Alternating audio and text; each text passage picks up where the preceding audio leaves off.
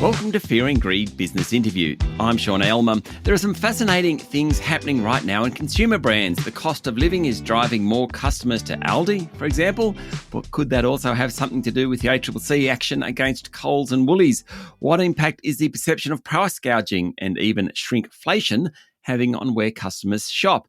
And in the online space, the arrival of Temu last year has caused a major upset, passing eBay in the market share for the first time. So what's this mean for consumers and for local online players like Kogan and The Iconic? Consumer data and research company Fonto has a remarkable insight into consumer brands in Australia. Ben Dixon is CEO of Fonto. Ben, welcome to Fear and Greed. Thanks, Sean. Pleasure to be here. Before we start talking about the Aldis and the Temus of the world, how do you get your information up front?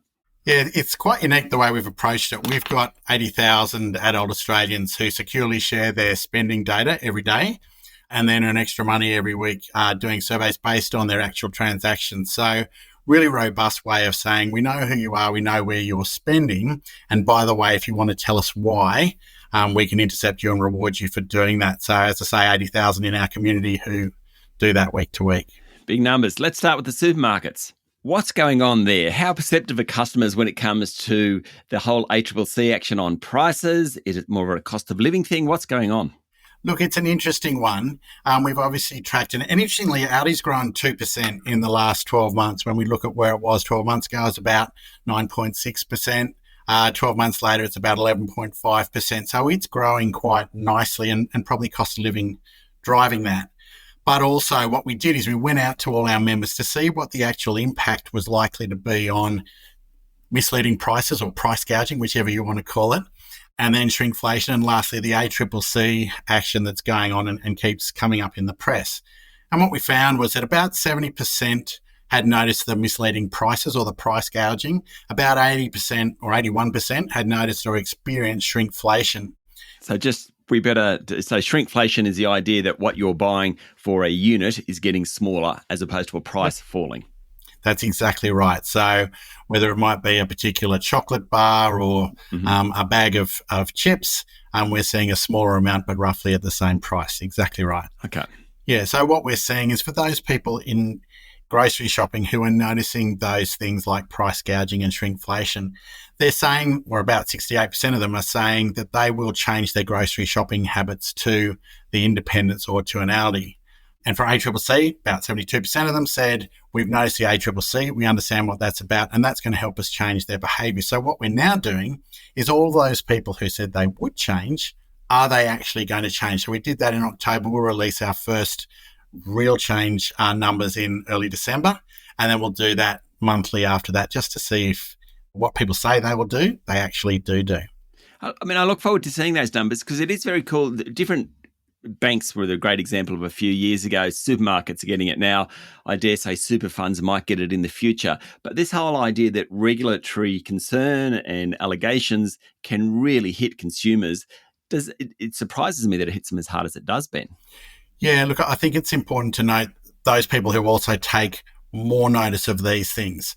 When we look at regulatory concerns, and interestingly for Aldi, their biggest growth is coming from Gen Z. Gen Z have seen a 34% growth in Aldi over the last 12 months, whereas you look at your baby boomers who may be more set in their ways or they're more secure about going to their local major grocery store, it's only been about 4%. So I think when you see something repeatedly in the press and it becomes subliminal for you, then certainly you can talk about change, but then I think people start to change. Okay, let's get into Temu. This is another generation. My daughter, who's 16, loves Temu. She's forever asking me to sign up to Temu and do different things because she gets 10 free presents.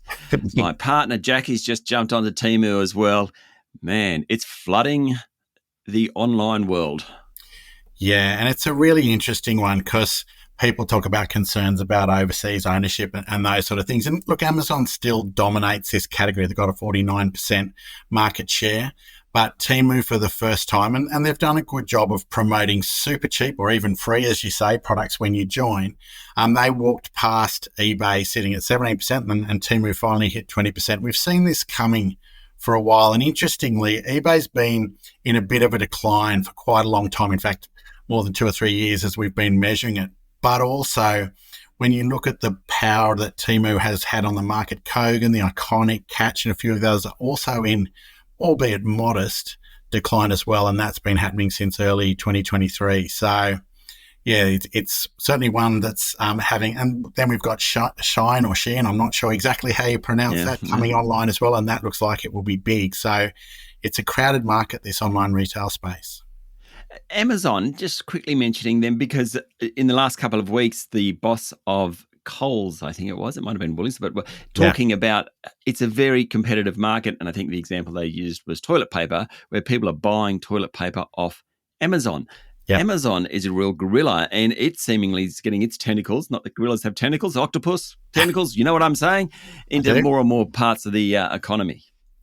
And interestingly, Amazon has an average of about 3.5 purchases per customer, as opposed to 2.8 from Temu. So people are more loyal and more frequent at Amazon, but the breadth of what you can get there is almost unlimited today, as you say. So, and Temu has a smaller, and probably driven by how cheap things are on there, but the average basket size or purchase amount on the Temu is $42, which is much lower than on some of the other online retailers. Stay with me, Ben. We'll be back in a minute.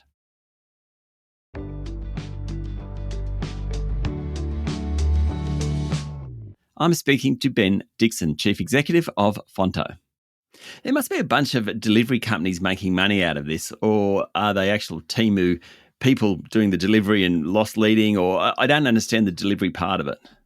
Yeah, look, and it's not something we track as such, but I can tell you that there are enormous infrastructures now set up for delivery. I can order at 4 p.m. on any given afternoon and have my Amazon parcel delivered at 8 a.m. the next morning, which seems almost impossible given they've got to go and source it from a distribution centre and get it packed and to you and to the right person. So there's an enormous amount of infrastructure gone into getting that right and getting the technology systems behind that as rapid as they have.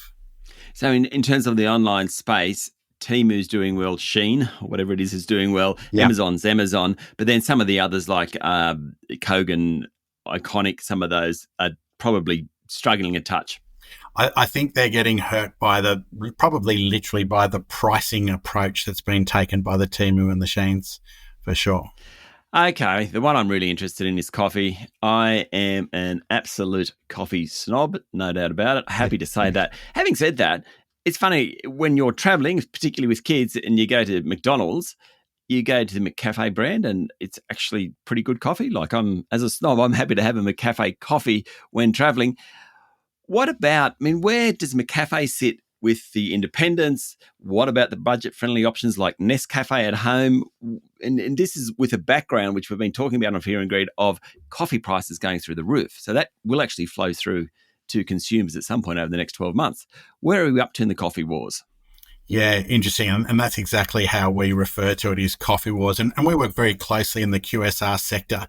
And there's absolutely no doubt that the amount of time and investment and money put into selecting the right beans, selecting the world's best coffee machine and training 400 to 500 baristas, and then sitting them in drive-through outlets and charging $4 a coffee is having an impact.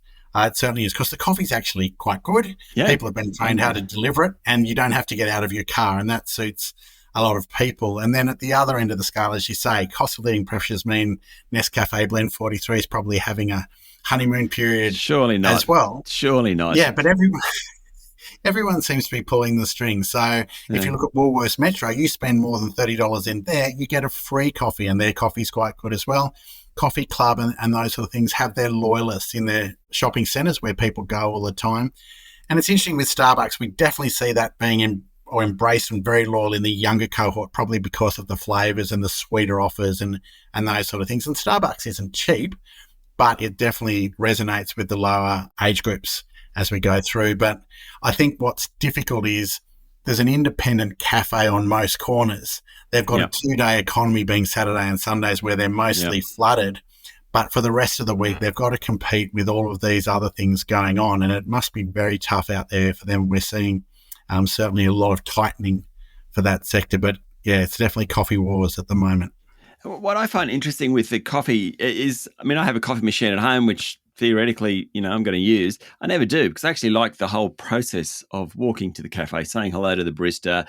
I live in a community, so, often you might run into someone having a chat. That whole thing to me is as important to me as the coffee itself. And you don't get that in the cafe. You don't get that in Starbucks. And Sean, I think you're dead right. When we hear and we walk the streets on the weekend as well, and the cafes are packed, because I think, like you, most Australians love a way of socially interacting again. A lot of that is gone in our day-to-day workplace, etc. So being able to go to a cafe and spend time and drink good coffee and obviously eat some stuff as well is very important to Australians.